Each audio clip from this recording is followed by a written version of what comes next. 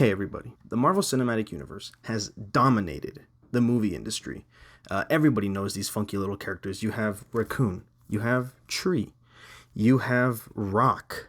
And sure, they've made movies that aren't Marvel Cinematic Universe. You got your Deadpool movies, the X-Men movies, some great Fantastic Four movies, and one excellent one. But I think a lot of people are giving a serious lack of credit to the Marvel productions of the 20th century. And personally, if you ask me, I think the Marvel Cinematic Universe really got its kick because of 1986's hit Lucasfilm's classic, Howard the Duck. But it's no secret of mine that I love my man Howard the Duck. I have this little figure of him. Look at this guy. I bought this plushie of him at Disneyland. I own 2 copies of the movie, one on DVD and one on Blu-ray. This is every Howard the Duck comic I currently own in my possession, and I plan to expand it until I die. This is my wallet. In my wallet, at all times, I keep 2 things. This replica of Howard the Duck's driver's license, and a small version of the movie poster. Not really sure why. This all started probably in 5th grade when my good buddy and roommate Rayanater showed me a Marvel encyclopedia, and we were flipping through pages, and I saw this crazy duck who was holding a bazooka and smoking a cigar, and I said, this is the guy forever. This is the guy, always and forever. But the one regret I have in my life is that I only watched 1986's Lucasfilm's classic Howard the Duck just the once. I watched this movie. I want to say I loved it. I want to say I even liked it. I want to say that I remembered it, but I don't. I remember very little things about it. I remember they had duck titties. I remember he was always smoking. I remember he played a guitar and he fucking shredded. And I remember he won and he kicked ass. Always kicked ass. But unfortunately, that was 8 years ago. So I'm going to watch it again. In the year of our Lord 2022, I'm watching Howard the Duck twice. I'm going to watch the film one time by myself, no camera, nothing, just raw movie. Raw cinema. I'm going to immediately watch it again because I hate myself. Just kidding, I fucking love myself. This movie's gonna fuck. If you're wondering what I'm expecting from my first watch, having not seen it for 8 years, not remembering most things about it, other than some minor details. About like a week or 2 ago, I posted a Letterboxd review for Howard the Duck. I'm gonna put it on screen. So that's what I'm expecting. So, without further ado, let's watch this movie. Favorite pastimes, cigars, and sex. This movie's fucking crazy, man. This movie is 1 hour and 51 minutes. I was in a different planet for 1 hour and 51 minutes because this movie was amazing. I hope you guys enjoyed the movie. Hey, good buddy, are you home? I've watched the movie a second time, and it's just as good. Let's just get right into it. So the movie opens up with some absolutely wonderful jazz music, I gotta say, and with even better world building. Posters and these photos of his family, a postcard from a lover, I guess, which, I mean, fuck her, because she's completely forgotten about for the rest of the movie. Howard grabs a beer, a cigar, and he sits down on his little couch and flips through some channels on TV before he almost immediately gets bored and decides to watch pornography. My little airbrushed beauty.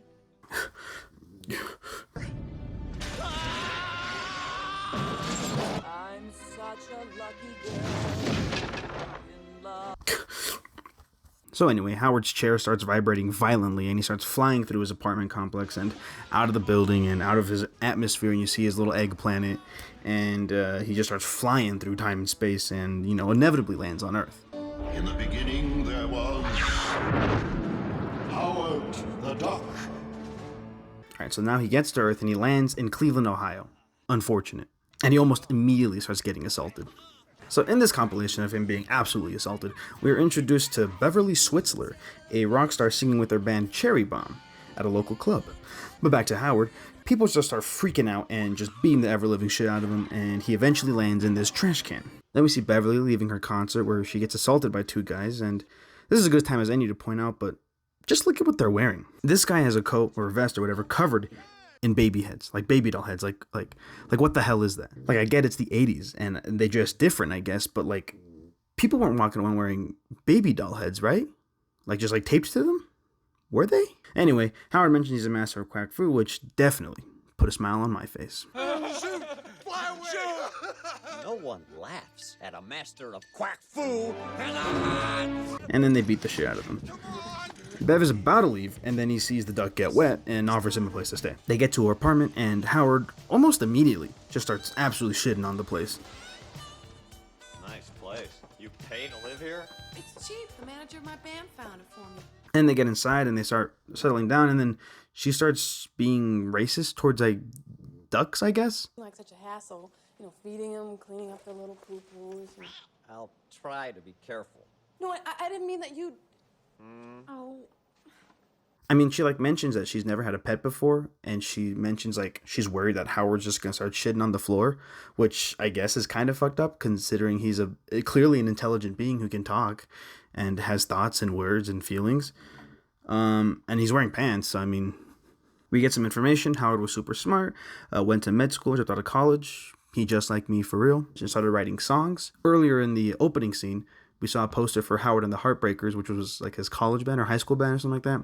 And he mentions it verbally later in the movie, but I'm just going to say it now. About a month ago, he just got a real job, and his dream is dead. You get how it is. And then he just fucking passes out.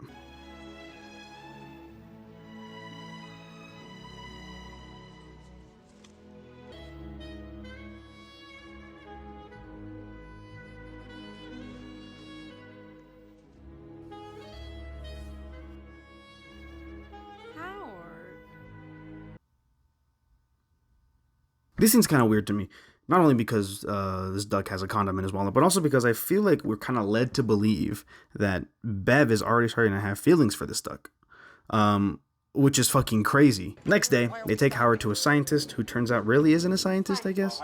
He's a janitor for a museum, but the movie kind of treats him like he's a scientist, like he's a smart guy. Yeah, I don't know. We get a weird scene, which I think is personally pretty cool, where Phil kind of describes that Howard is probably a descendant of ducks the way that we are descendant of monkeys, and it shows like a little evolution, like a Darwin's evolutionary thing, but like of ducks, and it's kind of cool. I like that. It's a cool concept. That was all I had to say about that. Howard tells Beverly to go away because he doesn't need her help. Not sure why. It doesn't make a lot of sense, but I mean, plot. She seems really heartbroken, and that's, again, I'm very confused because like I was saying, she has attached herself to this duck very quickly. Also, I'll point out that she calls Howard a something and not a someone. She corrects herself. Okay, fine. I mean, I just found something. I mean, somebody in a pretty weird predicament, and I was trying to help. That just kind of goes to show that she doesn't see him as an equal or a human. And so I understand why Howard might be a little upset because she just called him a something to his face. So it's very weird. Like, I don't know who I'm supposed to be sympathizing with because Beverly's just trying to be nice. But at the same time, she's like duck racist, I guess. Anyways, Howard realizes he needs a job, I guess. Because that's I guess he realizes he's like, oh, I'm gonna be here for a while. Should I get a job? At the unemployment office, we meet this woman who says she's famous for getting slackers jobs. And then Howard tries to bite this woman's ass. I got a feeling you gonna take to this job like a duck to water. And now, here we are at Howard's new job, which is a strip club? Like, I get it. Like, I understand there were different times, but this was PG. This movie was PG. Parental guidance. Anyway, he pushes his boss in a pile of shit. We're back at the club, and Beverly wrote a song about him. She wrote a song about him. And she wrote a song about him, how sad she is, and like she's like sympathizing with him in the song. It's like a story about him. It's like his song. Anyway, she's very depressed. Way too depressing. Richie, what is that? Oh, look, Ginger, I warned you when you got into rock management. You'll be dealing with the entertainment types, you know. Anyway, Howard beats the shit out of them, and he's freaking awesome. The band's upset, though, because everybody's attention went from them to the bar fight that was going on. But then Howard comes, visits them in their little changing room back there, and touches their thighs? Maybe don't do that? Maybe don't touch them, you fucking freak. Hi, sorry I missed the show. I came to watch you undress, though. And brought a pizza. Howard! Oi. That was the take? You're gonna go with that take? Okay. Alright. Also, did you hear what Phil just said when he walked in? Sorry I missed the show. I came to watch you undress, though. What? Like, what the fuck is that? Like, and then like a minute later, he says this. Phil? No sex now. I'm working. What? Excuse me? What? I don't get what the context is. Like, what is happening? Is this, do they regularly fuck? Actually, they do, Dan. Hi, everybody. It's Dan in the editing bay. Turns out, rewatching the footage to edit this video, Beverly does say that he got back together with that girl. So it turns out it did make sense. Still really weird. I'm not gonna back down on that. It's still a weird thing to say and have in the movie. But at least it's precedented and it's not as weird considering they're together. But interesting creative choice, I gotta say. Back to you, Dan. Phil rips the feather out of his ass and runs away to meet up with a science friend who has another feather of some kind. We'll get to that later. Then Bev and Howard head to her apartment, and this following scene kind of confuses me a little bit. Yeah. Uh-huh. All right. Bop. A little tune I never finished. Pepper, you licking yourself down there? What does he mean? He's playing a pre-recorded song built into the keyboard that you can just kind of like push a button and play, whatever those ones are called. What do you mean it's a little tune you never finished? Or hold on, you know what? Actually, no. Let me backtrack. Let me see what he says exactly.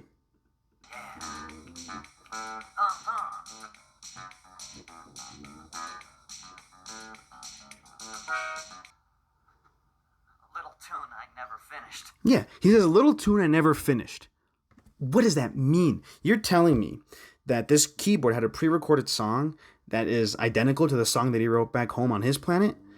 Or are you telling me that on the keyboard back home on his planet is also the same pre-recorded song and he's just kind of slapping his hand along to the beat and it's a little tune he never finished? What? Fuck this movie. Anyway, that's whatever. But surely they're not going to have interspecies sex. Night.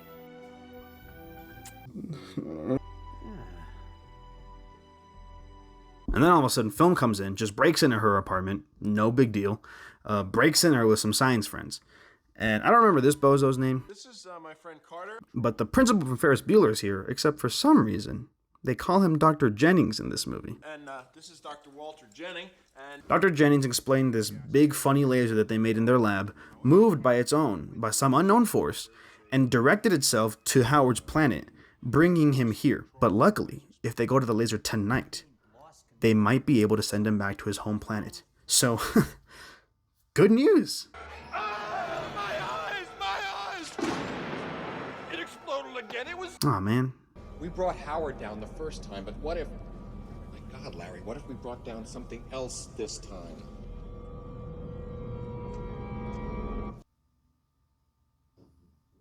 So Dr. Jennings took the brunt force of the explosion, and he fucking dies. Then the police come in, and they just molest Howard. Dr. Jenny? Oh, never mind. Dr. Jennings is back, and he's totally fine and acting like a completely normal person. Nah, man. So here there's some very, very rough, on-the-nose dialogue about how something is growing inside of him, and he's in pain, and how he feels like he's transforming into something else, and Howard takes the time to make a very outdated and a very unfortunate line about a sex change, and it sucks.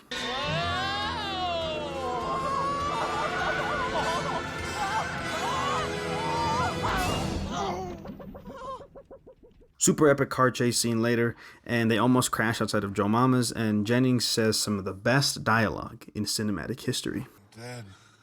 Yes, you are. You think that's funny, Jennings? I'm not Jennings anymore. The transformation is complete. I am now someone else.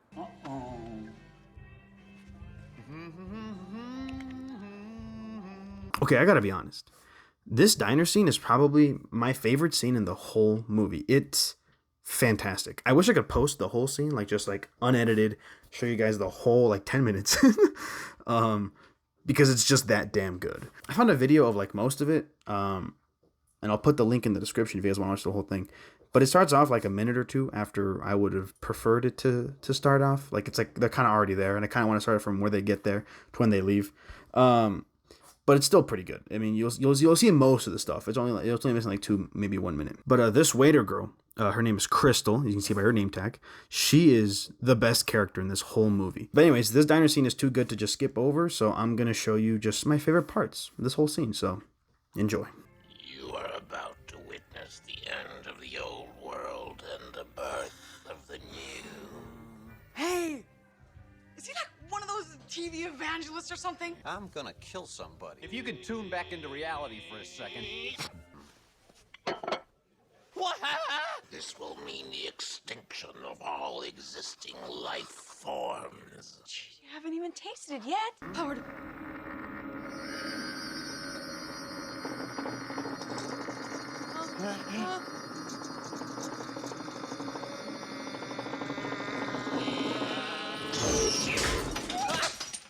This one's for you, cracker!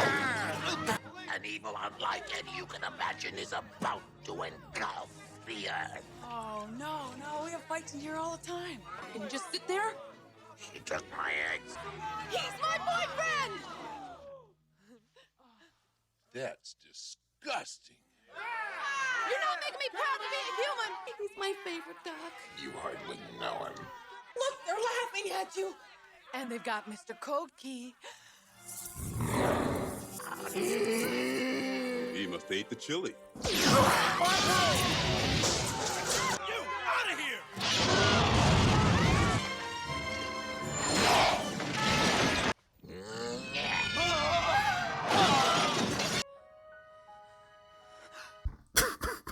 Here's the diner scene in a nutshell.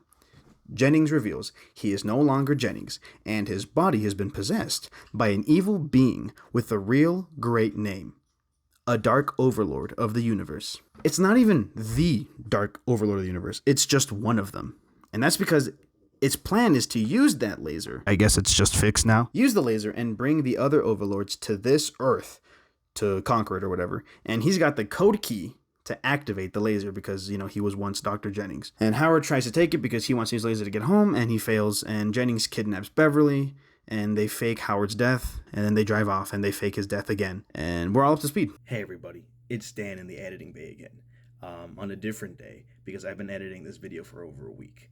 So I just thought I should let you know that this video was getting very long. So I had more in the script that I was gonna talk about from this movie, but I'm just gonna skip it. So what you should know is Phil and Howard find a plane, a small plane, and they fly to Dynatechnics. And Jennings and Beverly are on the way to Dynatechnics too, but he stops at a power plant to take energy from it so he can get stronger. And that's why he looks like a monster in the next scene. Anyways, I'm sorry this video is so long. This movie is just fucking insane. Enjoy this funny scene. Whiplash! Whiplash! I'm gonna call my lawyer! Shut it down! What the hell's wrong with you? I want to see your license, Jack. I have no license. I am not Jack.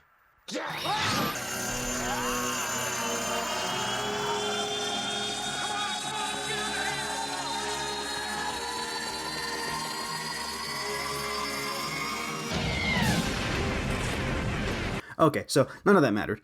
Just some hijinks ensued, some jokes were made, laughs were had, but now we're all at Dynatechnics, and the plot can continue. Run, Howard! He's in a bad mood! Still won't start. Try the seatbelt, Howard. Try the seatbelt, Howard.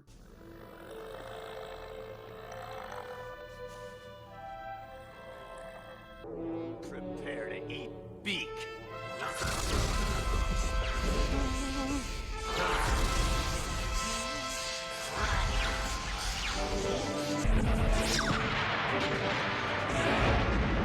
Howard? Howard. I need this like I need another tail. You did it! The Dark Overlord is still here. Well then,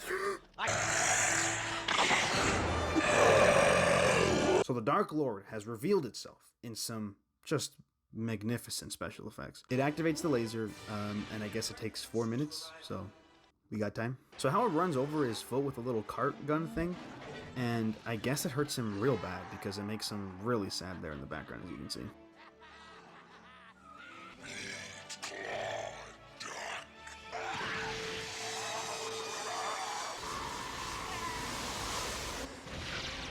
And just like that, the Overlord is dead. But the others are still coming.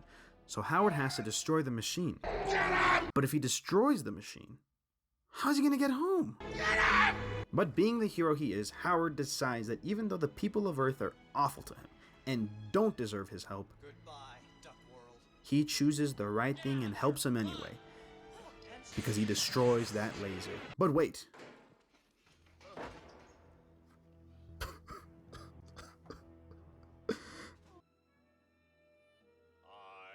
am not Howard anymore. Jeez. All this smoke. Murder on the sinuses. Fooled you, didn't I? They call him Howard the Duck.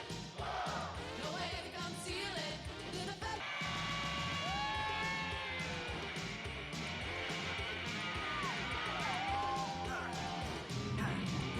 So that was Howard the Duck, Marvel's first and best movie.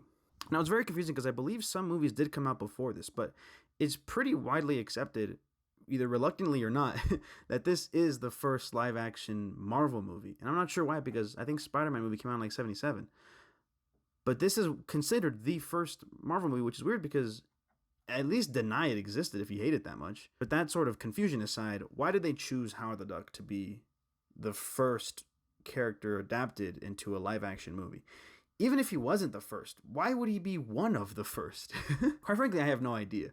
But I'm really glad he is. Maybe they thought it would be the less expensive option, but this was Lucasfilms, and Star Wars Episode 6, the most recent one at the time, was $32.5 million for the budget. 32.5. Howard the Duck was 36. It was even more than the Indiana Jones movies. So I think they had a lot of faith in this movie. Actually, you know what? I'm looking here. They did have a lot of faith in this movie because if you go to IMDb and you find like their little fun facts section, here in the trivia, it says, I'm going to read it for verbatim. According to reports, at the time of the movie's release, George Lucas had just built the $50 million Skywalker Ranch complex and was counting on this film to get him back in the black. When it bombed, he was forced to start selling off assets to stay afloat. His friend Steve Jobs, hey, we know him, CEO of Apple Computer, offered to help by buying Lucasfilm's newly launched CGI animation division for a price well above market value. Lucas, in dire straits and thankful for the assistance, agreed. That division eventually became Pixar Animation Studios. But yeah, there's a lot of fun facts. I mean, if you want to look at the IMDb page, there's a lot of cool trivia. But anyway, so I don't know why they chose it. It clearly wasn't the cheapest option. And maybe they could have done it for cheaper, but they didn't want to, which is arguably worse. If I had to take an honest, genuine guess, I would say that they probably knew that no matter what they did, it wouldn't turn out great. So maybe they wanted it to feel campy, so they chose a character that would reflect that. Or they wanted a campy movie specifically, so they chose a relatively goofy character. Either way, I think the movie's amazing. I really genuinely enjoyed watching it both times. It's very goofy, it's very fun, it's pretty funny to watch. The plot is very much nothing special. I wouldn't say it's necessarily a bad plot, except for the parts they just kind of shut in there for no need. Like the diner scene, as much as I love it, did not need to be in there. It was very exposition-y for the villain, which, oh, by the way, came in like halfway through the movie, probably more so. The diner scene, like all the flying scenes, like there's a lot of stuff that didn't need to happen. Thanks, Pepper. I wouldn't say it's necessarily a bad plot. It's just pretty generic. There's nothing too crazy or special about it. But the whole time that I was watching this movie, both times, I just kind of kept thinking of things that I would change, things that I would add in there as a true Howard the Duck fan. And since I was a man who wrote a synopsis and several episode plots for a Howard the Duck animated TV show that I desperately want to make, I think I know a thing or two. I'll admit, there's a lot of things about this movie that are very weird and off-putting, like a lot of the uncomfortable behavior directed towards women done by the men in this movie. There's also the one offhanded trans joke that Howard made, which, I mean, I guess 86, what'd you expect, but still, it sucks. and I hate it. And also there's the fact that the guy who played Jennings is a known sex offender and pedophile. He did some truly fucked up shit, and he is a piece of shit. And maybe that's why they made him a monster in the movie. Who said that? But all in all, it was a fun movie to watch. It's definitely outdated in a lot of the aspects. You know, the effects are of its time, but they don't really bother me. I think it adds to the campiness of it. Like I said earlier, I was uncomfortable with a lot of the stuff, like the weird sexualization that didn't need to happen, and some, quite frankly, scenes of mistreatment for women. That's very fucked up. I didn't like it, and I would prefer it to not be in my movies. But also, the character of Howard the Duck has evolved a lot since 1986. Nowadays, he has a bigger role to play in the Marvel Universe, in the comics at least. He has a lot more depth to him. He has a lot more connections to other Marvel heroes, which is another thing. I think a big thing that makes Howard the Duck Howard is that he exists in a grander world of superheroes, which is, I think, something that this movie was definitely lacking. I don't think he needed like another hero sidekick, but I think there needed to be references of heroes existing in this world for it to really feel mwah. But yeah, he's a much more interesting character, and there's a lot more that you can do with him than just a generic sci-fi movie. So I definitely, truly believe that we are in need of a newer, modern, and quite frankly, better Howard the Duck project. And I've got some ideas of my own, but that's not what I'm here to talk about, unfortunately. Although I would love to talk about it. Love to. It's definitely one of those so bad it's good movies. But if I'm being perfectly honest, if I can just say this, it's not that bad. This is definitely far from the worst comic book movie I've ever seen. I would watch this movie any day of the week over most Marvel movies, I'd say. It definitely doesn't deserve a Rotten Tomatoes score of 13, which I know Rotten Tomatoes is a sham anyway. But even, I think IMDb gave it a 4.7 maybe. Yeah, 4.7. That's accurate enough. I'll take that. Definitely not 13% though. I mean, even the audience score was like 38. I thought it would at least get a cult following. Audience score is still 38.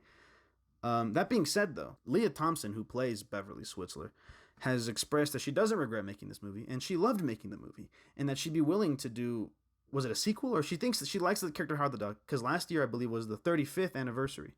Yeah, that makes sense, because 86 plus 35 would be 21. But yeah, looking back 35 years later, Leah Thompson even expressed interest in directing a Howard the Duck reboot, which, yes, please.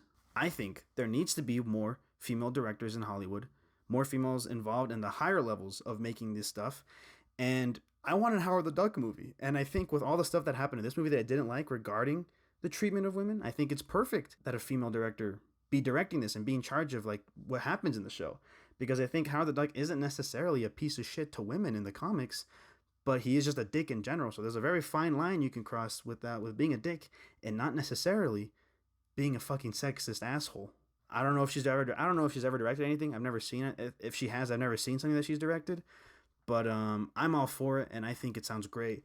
And I just really need some Howard the Duck content in my life that isn't the same 2 episodes of What If that I have on repeat every day. But back to the movie. If you're the type of person who can watch so bad it's good movies, definitely give it a watch. As far as I'm concerned, I'm pretty sure I've said everything that I wanted to. So I guess all that's really left to say is... Not bad for a duck from outer space. You were great, Ducky. This video was a lot of fun to make. I really loved watching this movie twice in one day. I think it kind of sucked, but also was very enjoyable at the same time. I think I'd like to do this more because I think the logistics of how I did this in terms of watching the movie and then like recording it to get clips and writing a script at the same time, like it was all very confusing. But I think I'd like to do it more, hopefully get better at it, make things a little cleaner for me and for you to watch. So if you guys liked it, let me know. Please let me know. Please. If you have movies you want me to watch, I'm down to do it. If I have friends who want to guest star with me on one of these things, please do. That's all I have. Go check out my other stuff. Check out Howard the Duck. Okay, bye. Love you.